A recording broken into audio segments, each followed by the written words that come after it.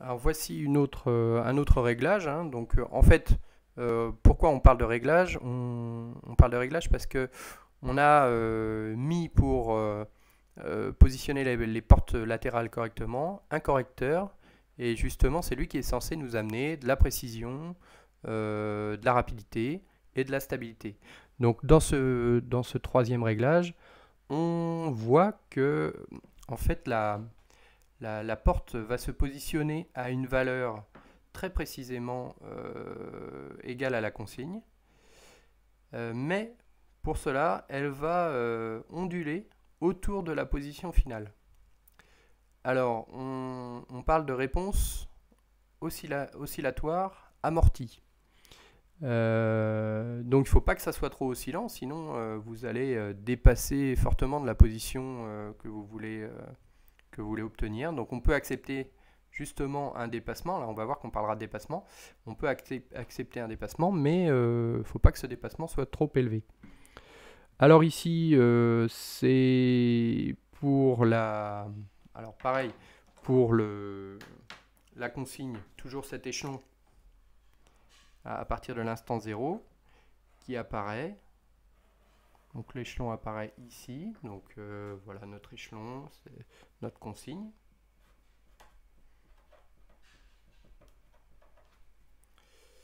Donc E de t.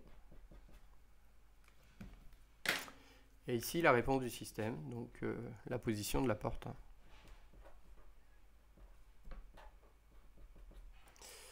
Donc en vert.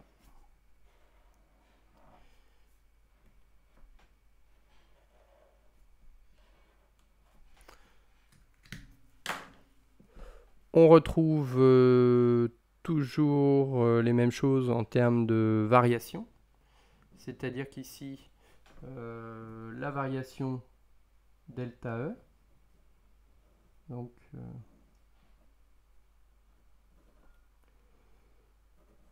delta E donc, est égale à la variation en fait delta S. Hein, la valeur finale de la réponse S de t est égale à la consigne. Si on attend suffisamment de temps, hein, bien sûr. Donc ici, si vous voulez trouver le temps de réponse, alors pour le temps de réponse, il va falloir dessiner un tube. Donc ici, de cette manière-là. En fait, on va définir une zone, donc ça va être à peu près ça. Comme ça.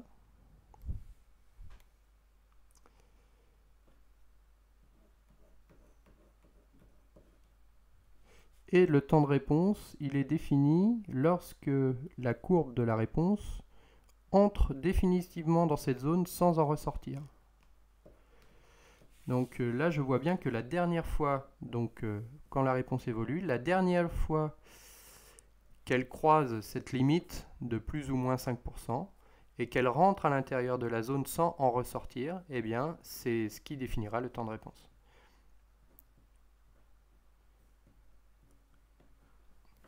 Donc ici, le temps de réponse à 5% est égal à 5,3 secondes.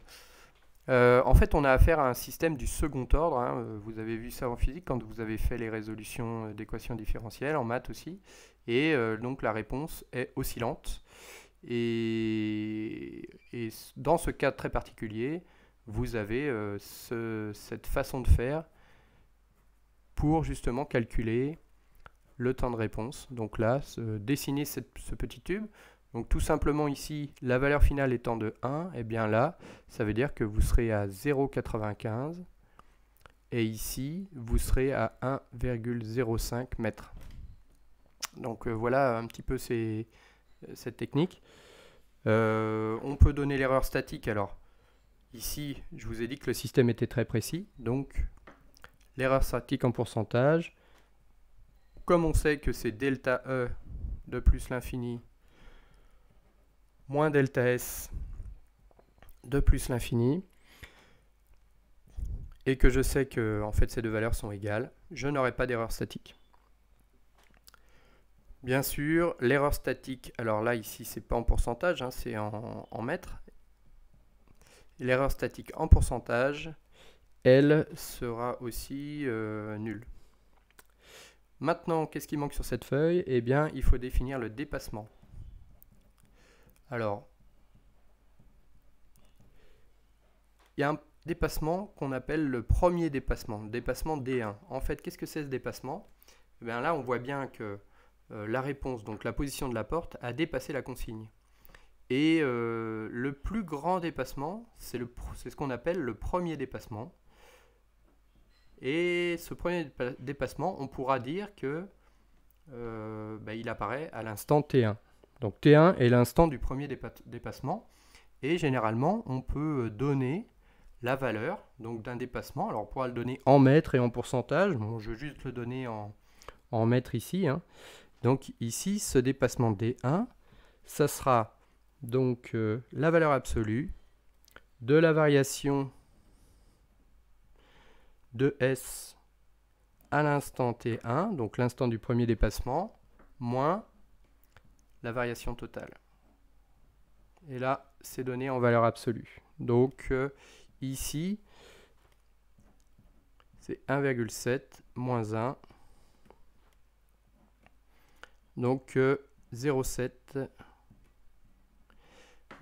mètres. Donc c'est la plus grande valeur de dépassement après justement la consigne. Donc il faut faire très attention à ça parce que si ce dépassement est trop grand, vous avez des risques de collision entre les portes.